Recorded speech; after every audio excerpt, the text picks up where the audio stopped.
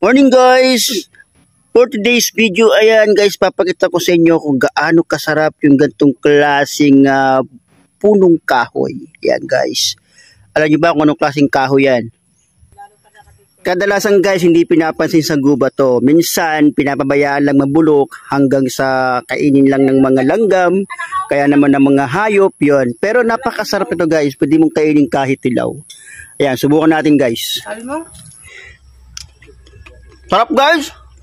Ang tawag dito ay ubod ng kawayan ba to? Ha? Ng niyog. Matamis? Grabe. Sarap. Nya? Hindi ka man yata naglaban. Yung aray ang kakantahin mo. Pero masarap daw pag may bagoong. Matamis ka. Matamis guys.